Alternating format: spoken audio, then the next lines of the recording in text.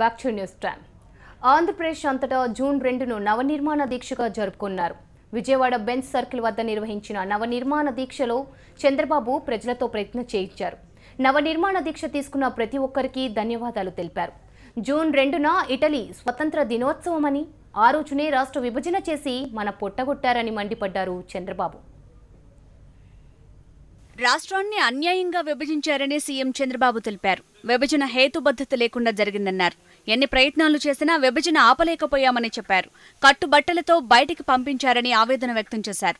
అన్ని విషయాల్లో ఏపీకి అన్యాయం జరిగిందన్నారు. విభజనకు వ్యతిరేకంగా ఢిల్లీలో వారం రోజులు నిరవధిక దీక్ష చేశానని గుర్తు చేశారు. అప్పులు జనాభా ప్రకారం, ఉద్యోగాలు, జీతాలు, ఆదాయం ప్రకారం పంచారని చెప్పారు. ఎక్కడైనా రాష్ట్రం ఏర్పడితే సంబరాలు చేసుకుంటారు, కానీ మనకు మాత్రం దుర్దినంగా మారిందన్నారు చంద్రబాబు. సమస్యల సుడిగుండంలో ఉన్నాం, అయినా భయపడేది లేదని స్పష్టం చేశారు. ఈరోజు మనం ఒక్కసారి ఆలోచిస్తే నవ నిర్మాణ దీక్ష ఎందుకు పెట్టవలసి వచ్చింది? ఎక్కడైనా ఒక రాష్ట్రం ఏర్పడితే ఆనందంగా సంబరాలు చేసుకుంటారు.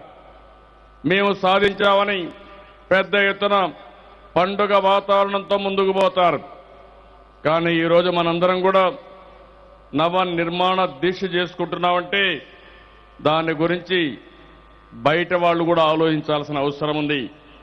ఆంధ్రప్రదేశ్ రాష్ట్రం మనం ఒకసారి ఆలోచిస్తే 60 సంవత్సరాలుగా హైదరాబాద్లో ఉండి అన్ని విధాల అభివృద్ధికి దోహదం చేసి కట్టుబట్టలతో బయట పంపించారంటే ఎంత దుర్మార్గమైన కార్యక్రమం మీరే ఆలోచించాల్సిన అవసరం ఉంది.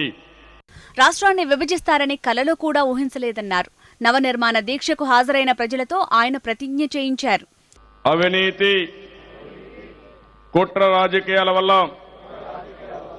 రాష్ట్రానికి జరిగిన నష్టాన్ని మన కష్టంతో పూరించడానికి సంసిద్ధంగా ఉన్నాము.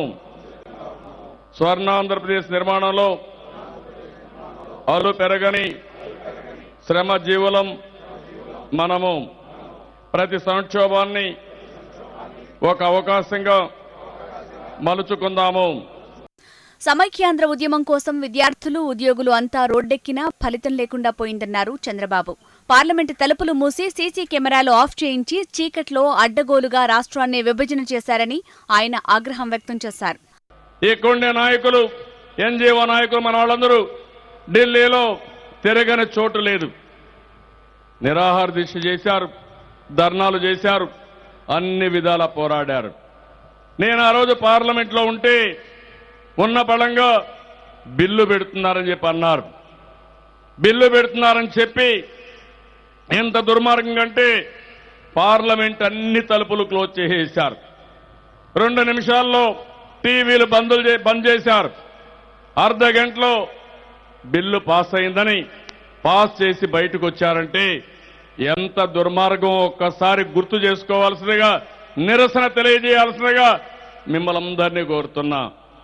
విజయవాడలో ప్రారంభమైన ఈ దీక్షలు ఈ నెల 8న ప్రకాశం జిల్లా కేంద్రం ఒంగోలులో జరగనున్న మహాసంకల్ప సభతో ముగుస్తాయి.